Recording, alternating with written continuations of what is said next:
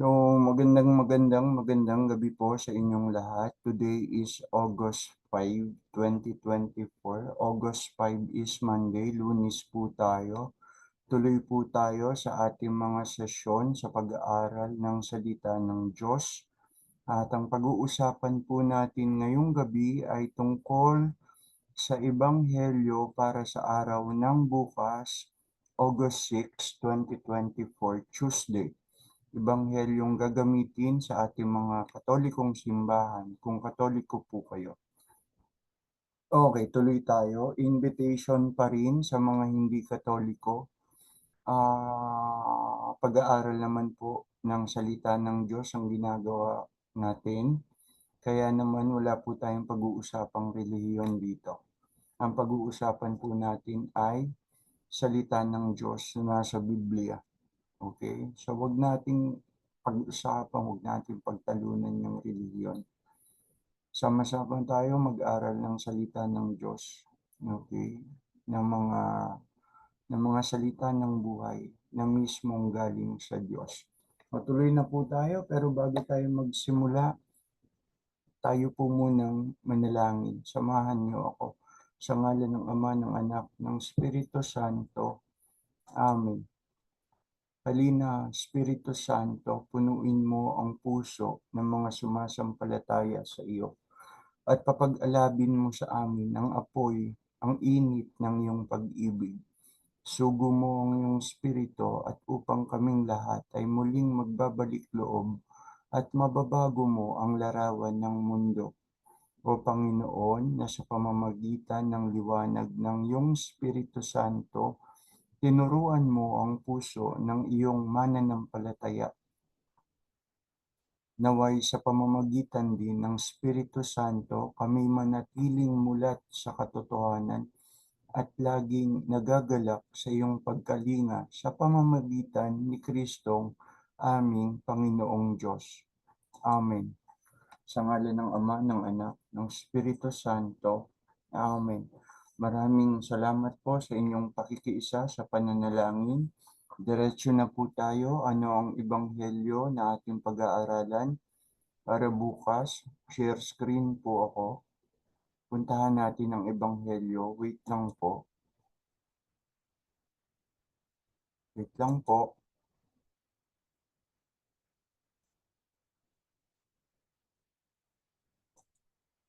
Wait lang po. Wait lang po. Wait lang po. Okay. So, ito po ang ating ebanghelyo para sa araw ng bukas mula sa aklat ni San Marcos, Kabanata 9, mga talata 2 hanggang 10. Ang pagpapahayag ng mabuting balita ng Panginoong Hesukristo ayon kay San Marcos. Pagkaraan ng 6 na araw, umakyat si Jesus sa isang mataas na bundok. Wala siyang isinama roon maliban kina Pedro, Santiago at Juan. Habang sila'y naroroon, nakita ng tatlo na nagbago ang anyo ni Jesus. Nagningning sa kaputian ang kanyang kasuotan.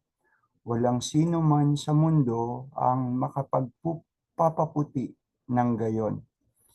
At nakita rin nila roon si Elias at si Moises na nakikipag-usap kay Jesus.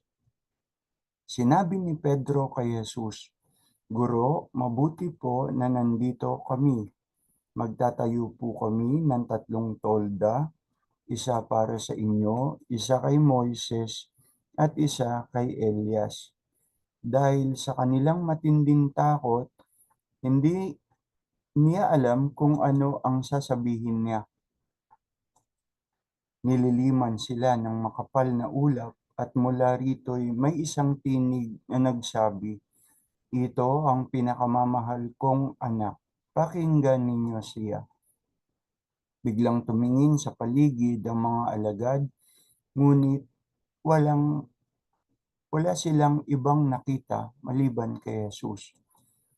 Nang sila'y bumababa na mula sa bundok, mahigpit silang pinagbilinan ni Jesus na huwag sabihin kanino man ang kanilang nakita hangga't hindi pa muling nabubuhay ang Anak ng Tao. Sinunod nila ang tagubiling ito, ngunit sila'y nagtanungan sa isa't isa kung ano ang kahulugan ng sinabi niyang muling pagkabuhay. Ang mabuting balita ng ating kaligtasan, pinupuri ka namin, Panginoong Hesukristo. Stop share na po ako. Okay. Pagninilay na po tayo at pagtatalakayan. So, simulan natin ang talakayan sa isang statement na inihanda ko. The world has many voices. The world has many voices. Ang mundo'y maraming tinig. Iba't ibang tinig ang maririnig natin sa mundo. The world has many voices.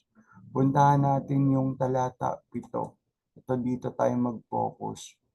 Talata 7 ng ating ebanghelyo.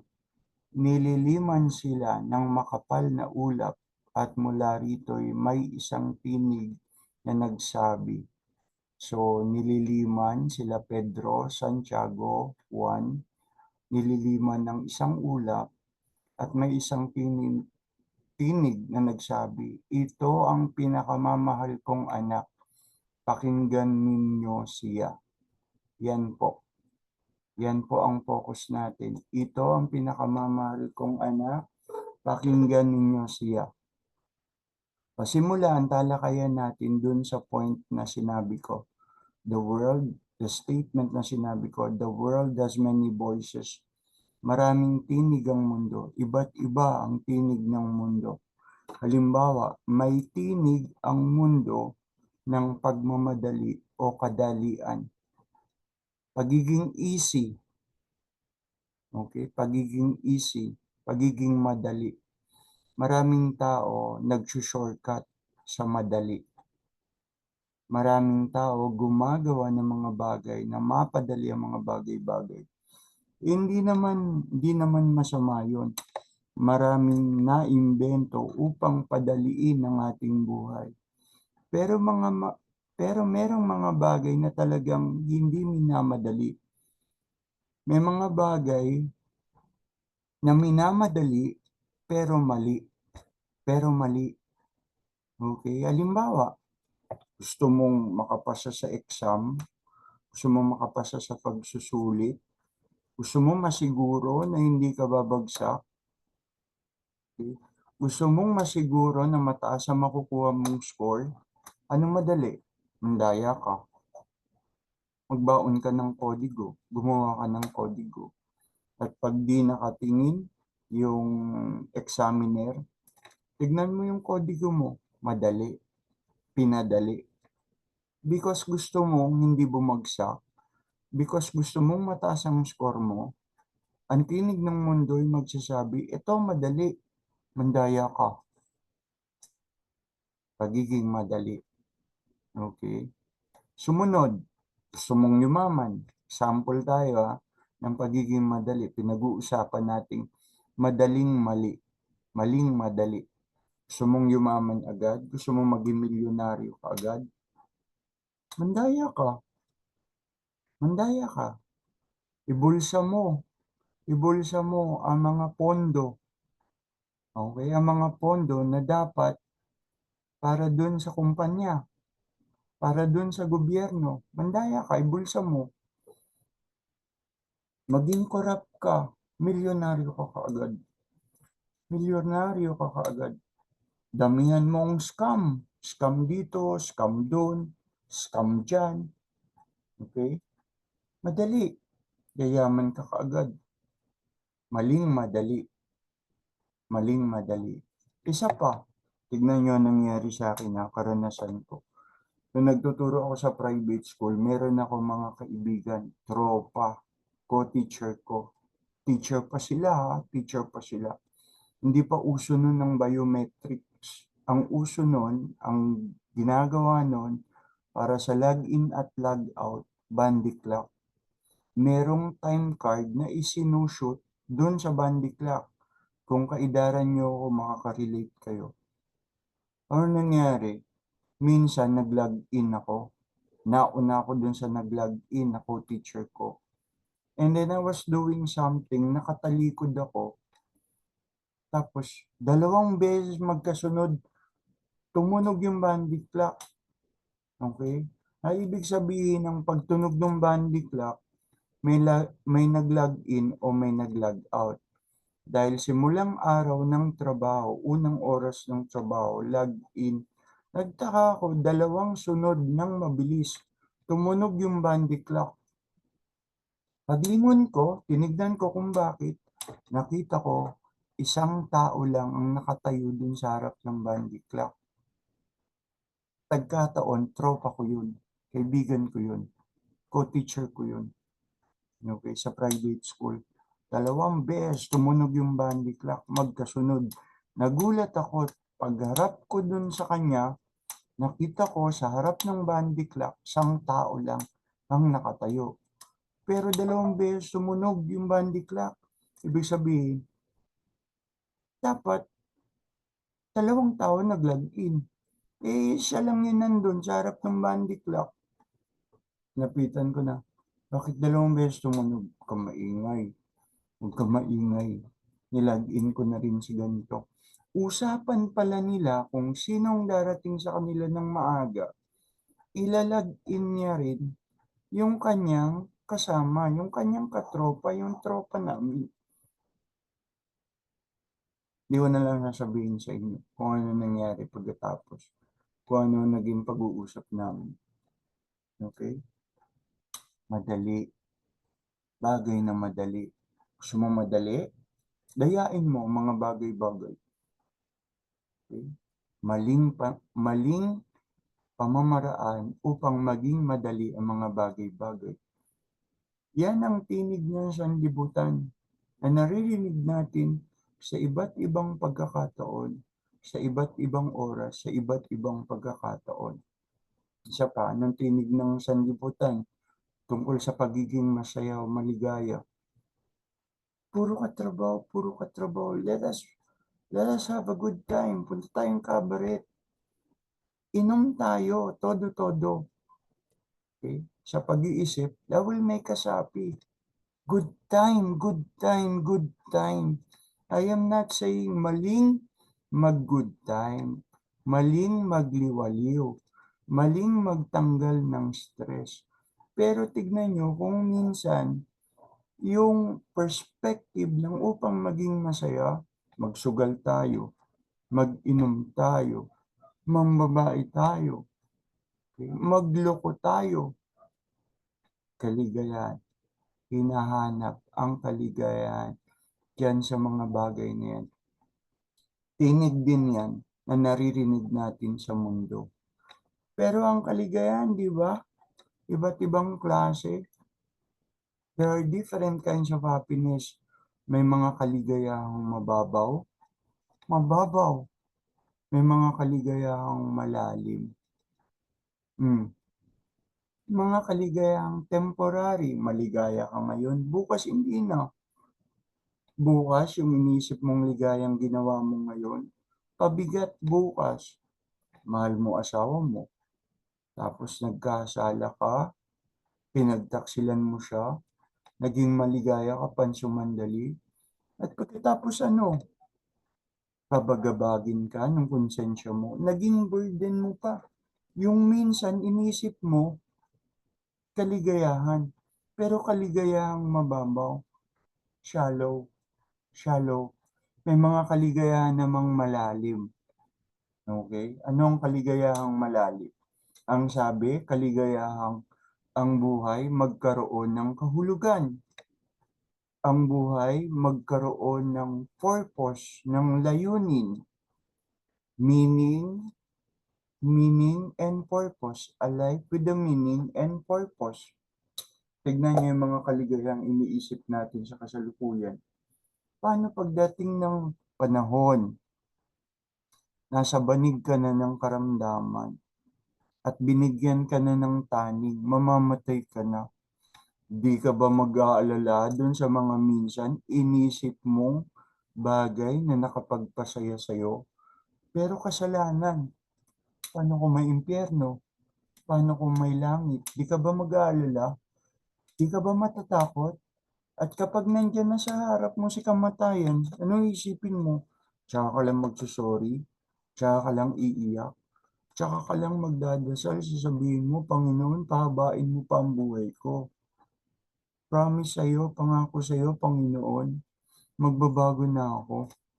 Ganun ba ang dapat maging mentalidad natin? Kung kailan tayo maglilingkod, kung kailan tayo magbabago, kung kailan matanda na tayo, kung kailan malapit na tayong mamatay. Okay? Tama pa rin yun, nagkaroon pa rin ng pagbabago. But it's too late. Marami nang nasayang. Marami ng panahong wasted. You wasted it. Sinayang mo ang mga oras na dapat pinakinggan mo siya. Anong sabi doon sa talata 7? Narito ang pinakamamahal kong anak, pakinggan niyo siya. So, ano ang mga makapagpapasayang tunay sa atin? Life spent in the service to God and to man is where you can find true happiness. Ang paglilingkod, ang buhay na inilaan sa paglilingkod sa Diyos at sa tao, diyan mo tunay na makikita ang tunay na kaligayahan. Maniwala kayo't sa hindi. Dahil kapag ang buhay mo, ang mga oras ng buhay mo, inilalaan mo sa mga bagay na may layunin, mga bagay na makahulugan, dun mo tunay na matatagpuan ang kaligayahan. Sa mga bagay na hindi lang puro good time, puro good time, puro good time, kailangan ding magsakripisyo, kailangan ding magpagod para sa Diyos, para sa tao, para sa paglilingkod sa tao bilang paglilingkod mo sa Diyos. Your fellow man, our fellow man is the image of our unseen God. At kung tapat tayong naglilingkod sa tao, tapat din natin pinaglilingkuran ang Diyos. Ang sabi ng Diyos, ang ginawa mo sa pinakamaliit na ito, ang mga nawawala, ang mga mahihina, ang mga naliligaw ng landas, ang ginawa mo sa kanila, ang mga nauuhaw, ang mga nagugutom, ang mga nasa bilanggo ang binisita mo, ang mga walang maisuot, ang mga walang damit, binigyan mo ng damit.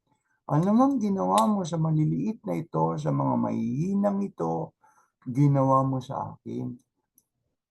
God created man in His own image. Gusto mo makita mukha ng Diyos? Tignan mo siya sa mukha ng kapwa mo. Yan ang turo ng ating simbahan. Hindi tinuturo ng simbahan ng magkaroon lang ng laging easy life. Kailangan magsakripisyo, kailangan mong gumawa. Do something for God. Do something for men.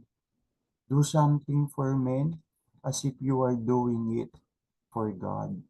Ang ginawa mo sa maliit na ito, ginawa mo sa akin.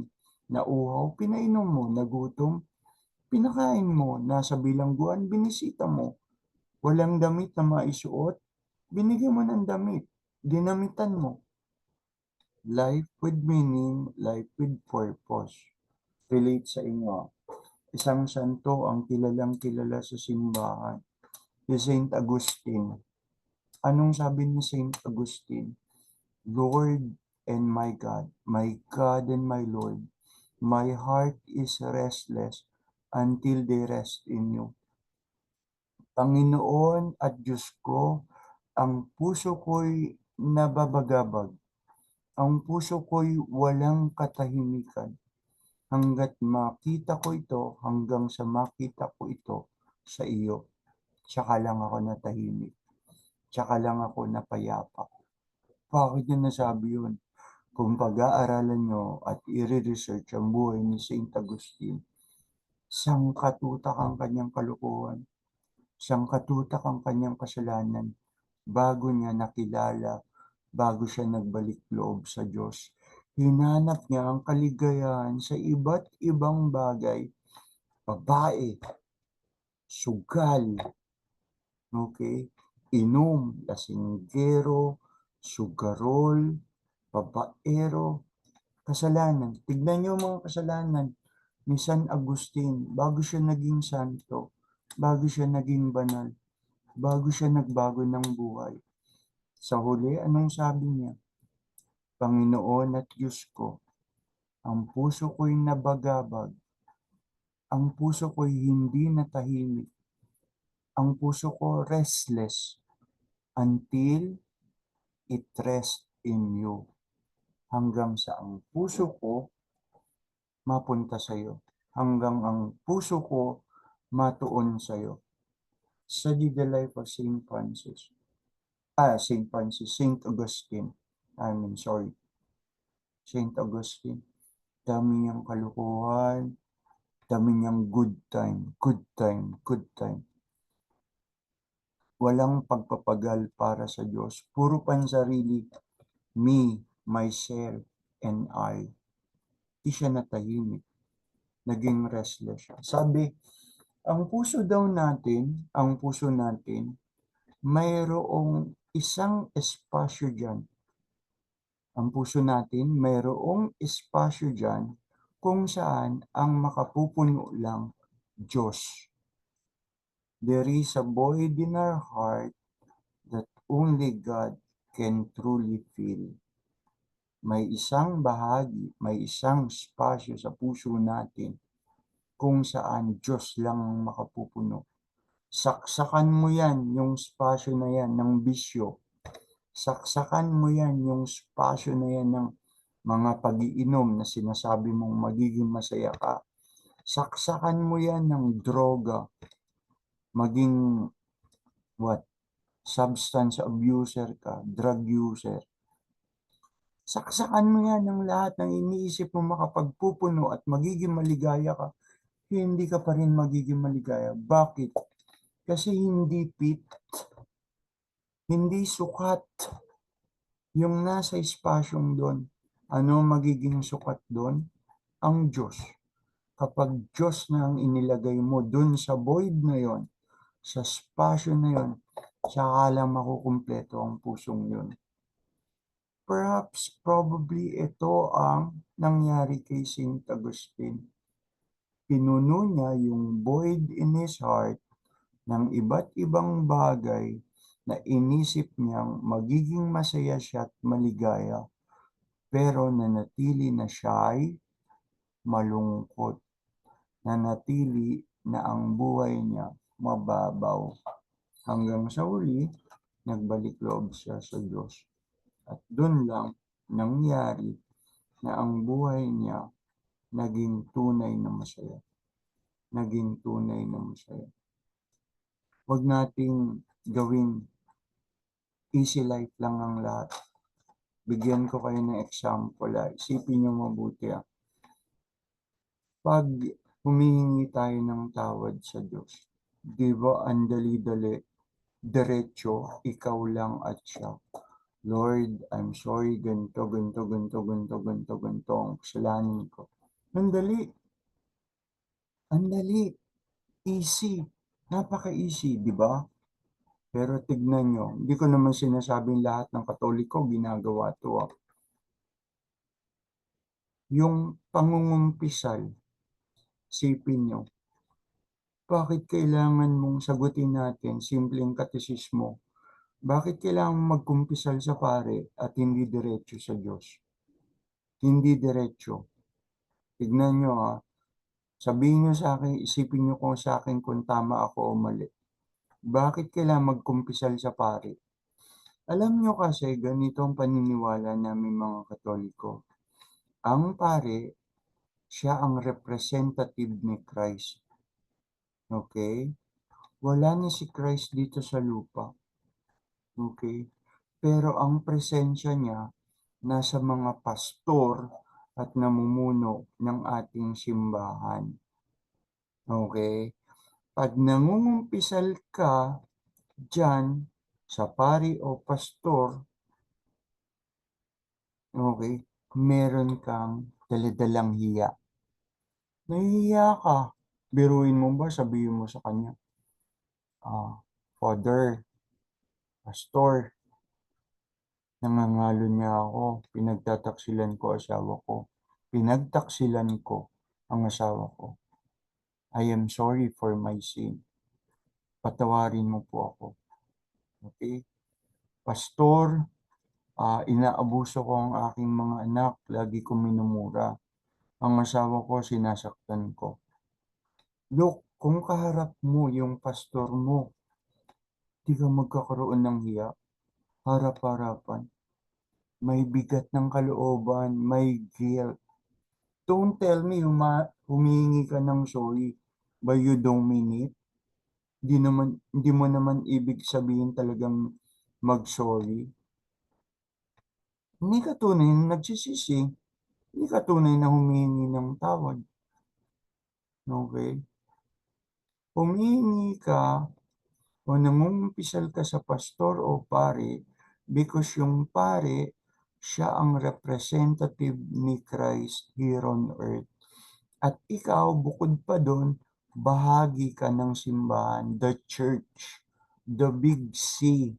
Dalawa ang church, small c, yung konkreto, yung bato na pinapasukan mo tuwing nagsisimba ka. At yung malaking C, okey, ano yung malaking C? Yung community, the body of Christ, the assembly or those who believe in Christ, the church.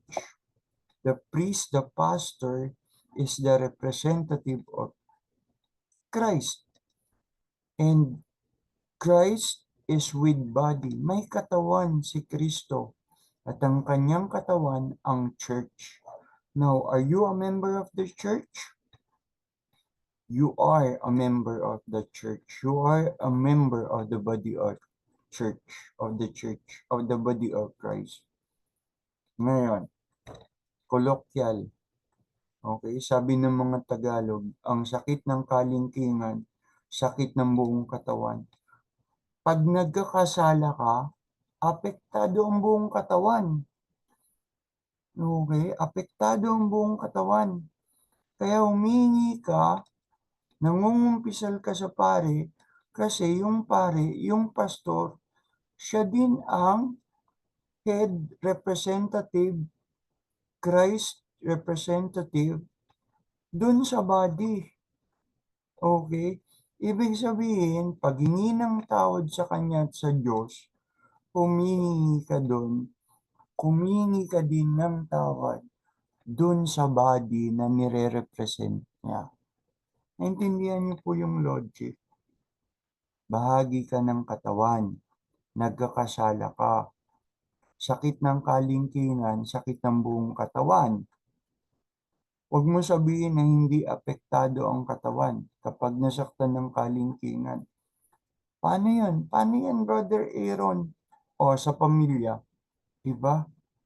Tayo yung unang community of Christ, the body of Christ, yung church, immediate church, yung ating pamilya. Pag ang mga anak mo, okay? Pag ang mga anak mo, mga responsable, okay? Kapag ang mga anak mo magalang, kapag ang mga anak mo mahal ka, okay?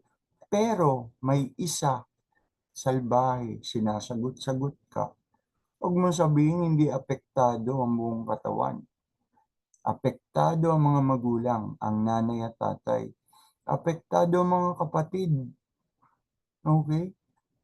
Lahat tayo dugtong-dugtong. Lahat tayo ugnay-ugnay. Kapag may ginagawang kalokohan ng isa, apektado tayo.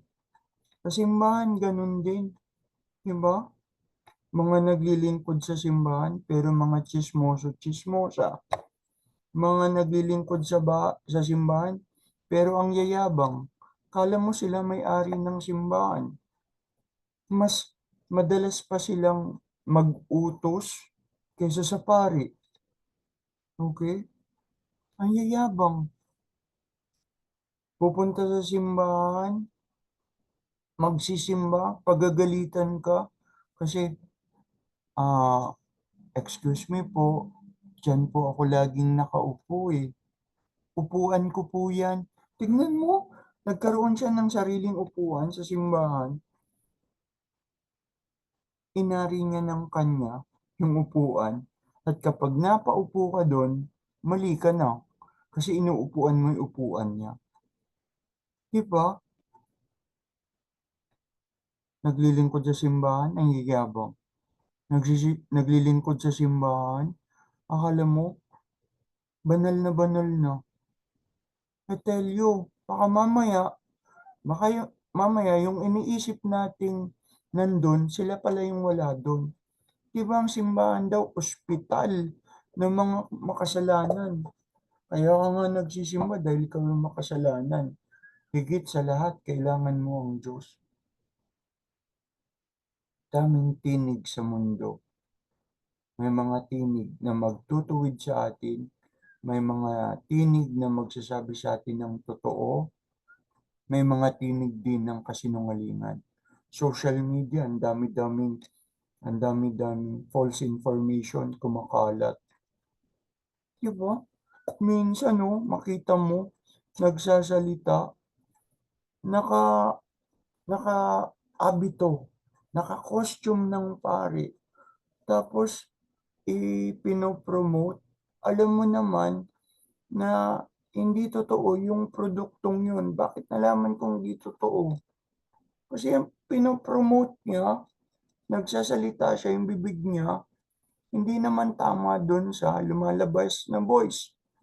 Gumamit ng artificial intelligence. Alam niyo yung pinopromote? Anting-anting. Saan nakakita nun? Saan ka nakakita nun?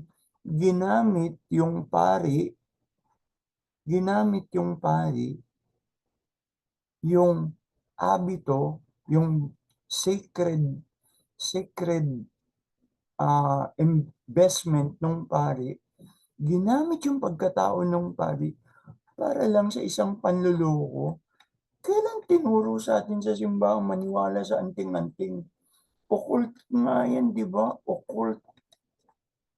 Di ba? Ang tinuturo sa simbahan, gateway yan. Pintuan ng demonyo. Paniniwalaan mong anting-anting? Tawas. Tingnan mo, tawas. Ipatawas mo si ganito. Kasi, noon bata pa ako, maniwala pa ako dyan sa tawas. Pero ngayon, anong paniwala ko? Pag nakakaramdam ako ng masama pakiramdam ko, may sakit ako, ang takbuhan ko simbahan. Punta ako kay pastor, punta ako kay father. Father, panalangin niyo po kasi ako kasi ganito nararamdaman ko. Ilang araw na po ako nilalagnat. Ganun. Hindi yung ipatawas mo. Occult po yun. Occult. Occultismo. At ang turo ng simbahan, huwag kang maniwala sa occult. Huwag kang maniwala sa occult. Maniwala kay Kristo. Maniwala ka sa Diyos. Huwag sa tawas. Huwag sa anting-anting. Another voice. Ginamit yung pagkatao ng pari para papaniwalain ng tao sa isang bagay na mali. Gumamit ng artificial intelligence. Tignan nyo, kitang-kita eh. Si Dr. Willie Ong, di ba may gumagamit din sa kanya? Dadaan na lang sa iyong newsfeed si Dr. Ong nag-sponsor ng ganito, ganito, ganito. Tapos bigla na naman makikita mo nagsasalita si Dr. Ong. Hindi ko po tunay na ini-sponsor itong mga produktong ito. Ito po'y panloloko. Ginagamit ang isang tao, ginagamit ang pagkatao ng isang tao para makapanloko. Gusto mong yumaman ng mabilis? Manloko ka. Isang katutok na scam ang gawin mo kung saan na po tayo nakarating. Ang dami na nating nasabi. Again, anong sabi ng Panginoon sa Ebanghelyo para bukas? Sinabi ng Diyos Ama, narito ang aking anak. ang siya kong kinalulugdan. Makinig kayo sa Kanya. So my primary lesson, our primary lesson, kailan ka magdidesisyon?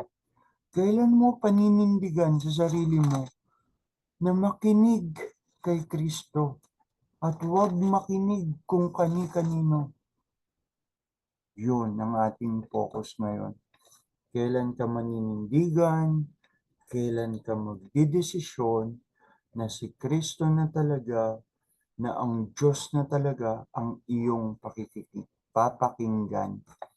Hindi ang kahit na ano at iba't ibang tinig ng sanlibutan o mga tinig na makasanlibutan. Hanapin natin ang tunay na tinig ng Diyos at pakinggan natin ang tunay na tinig ng Diyos. Papaghariin natin sa ating buhay ang tunay na hari, ang Diyos.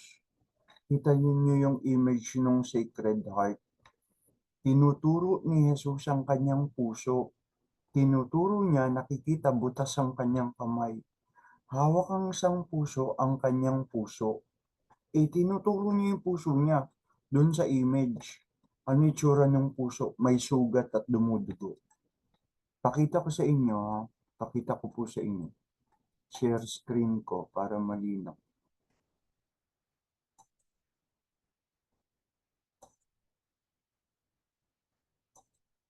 Ayan po. Tignan nyo. The image of the Sacred Heart. Tignan nyo. Puso, may sugat, dumudugo. May tinik, may krus. Larawan ng mga paghihirap ni Kristo para sa atin. Larawan kung paano siya nasaktan at nasugatan. Okay? Hari, tapos ang corona, tinik. Tapos hinagupit ng hinagupit, nasugatan. Tapos may krus. Okay? May krus. Larawan kung saan siya naghirap, namatay, kung saan siya nagtagumpay sa pamamagitan ng muling pagkabuhay. Itinuturo niya ang kanyang puso, butas ang kanyang kamay, may apoy. May apoy. Alam niyo ibig sabihin ng apoy? Ibig sabihin ng apoy, ganito karubdob ang pag-ibig ko sa inyo. Ganito karubdob, ganito ko kayo kamahal. Nag-aapoy, naglalagablab ang pag-ibig ko sa inyo. Yan ang ibig sabihin ng Sacred Heart image na yan. Akala ng iba ang paratang sa amin, sinasamba namin yung mga larawan. Pero, didiretsuhin ko po kayo. Ang mga larawan na yan, ang tuwing makikita mo, ang magpapaalala sa iyo tungkol sa katotohanan ng Diyos, tungkol sa pag-ibig ng Diyos sa atin. Out of sight, out of mind. Kailan mo maisip yan? Maiisip mo ba yan? Maalala mo ba yan? Kung ikaw ay, kung yan hindi mo nakikita, namamasyal ka sa park, papasok ba yan sa isip mo? Hindi papasok yan sa isip mo. Lalo na kung walang sacred image sa park. Nakita niyo yung saysay ng mga sacred images? Every time na makikita mo yan, bigla mong maaalala, bigla mong maiisip. Okay? Halimbawa, okay, naglalakad ako sa isang lugar, makita ko yan. Now, will remember how Jesus loves me. How Jesus suffers because of me. Okay? Gaano kamahal ni Jesus? Gaano nahirapan ng todo-todo si Jesus sa akin? Gaano siya nagsakripisyo? Paano siya namatay sa krus para sa akin? Paano siya muling nabuhay para sa akin? Hindi lang para sa akin, para sa atin. Masakit, masakit paratangan na sinasamba namin ng mga imahe. Pero tapatin ko po kayo. Some of you, marami sa inyo, you don't know. Hindi nyo alam. Hindi nyo alam. Ako nakakaalam ng tunay na loob ko at isip ko at didiretsuhin ko kayo. Hindi ko po yan sinasamba. Hindi po namin yan sinasamba. At wag niyong ipilit sa amin na sinasamba namin. Dahil 'pag ipinilit niyo pero alam namin sa sarili namin na hindi namin sinasamba, alam niyo kung anong nangyari, kayo nagkakasala. Do not bear false witness against your neighbor. Huwag mong paparatangan ng kasinungalingan o di katotohanan ang kapwa mo, ang iyong kapatid. Na 10 utos. Sinasabi ko na sa inyo, hindi namin yan sinasamba. Hindi ko yan sinasamba. Alam ko sa sarili ko, pero kung ipipilit nyo, kayo nagkakasala. Sipin nyo po yan. Nagsasabi ba ako ng totoo? Kasinungalingan ba ang sinasabi ko? Ikaw at ako lang nakakaalam sa katotohanan. Ikaw at ako lang ang nakakaalam sa katotohanan. At kung magsisinungaling ako, kasalanan ko yun. Hindi mo kasalanan. Pero kung ikaw maniniwala sa kasinungalingan, kasalanan mo yun at hindi ko kasalanan. Kung mas papaniwalaan mo pa ang kasinungalingan kaysa sa katotohanan, ikaw ang nagkakasala at hindi ako. Manalangin po tayo sa ngalan ng Ama, ng Anak, ng Espiritu Santo. Amen. Panginoong Diyos, Hari ng langit at lupa, gumawa ng lahat ng bagay, nakikita at di nakikita. Patuloy ka po naming pinapupurihan, niluluwalhati. Patuloy ka po naming sinasamba sa Espiritu at katotohanan. Panginoon, sa mga pagkakataong nakinig kami sa mga tinig na mali ng sanlibutan, na mas pinakinggan pa namin ito kaysa sa iyo. Patawarin mo po kami, Panginoon. Patawarin mo po kami, Panginoon. Bigyan mo kami ng tapang, bigyan mo kami ng lakas ng loob, na tunay na makasunod sa mga tinig mo sa iyong mga kalooban, higit sa anumang tinig sa mundo. Ikaw ang aming kilalanin sa aming buhay, ikaw ang aming laging pakinggan. Hinihiling namin ito sa pangalan ng iyong anak na aming Panginoong Hesukristo at tagapagligtas. Naghaharing kasama mo, aming Ama, Diyos aming Ama, at ng Espiritu Santo. Naghahari ngayon at magpasawalang hanggan. Amen. Sa ngalan ng Ama, ng Anak, ng Espiritu Santo. Amen. Magandang gabi po sa inyong lahat. Nakatapos muli tayo sa ating pag-aaral. Ano man ang nasabi na nakasakit sa inyong kalooban at naisip niyong mali, kayo na po ang tumimbang. Kayo na ang tumimbang. Ang mga na-share ko ba'y nakabuti o nakasama? Ang mga na-share ko ba'y kasinungalingan o katotohanan? Timbangin niyo po ang katotohanan. The truth will truly set us free. So, paalam po sa inyo, magandang araw at magandang gabi. Paalam po.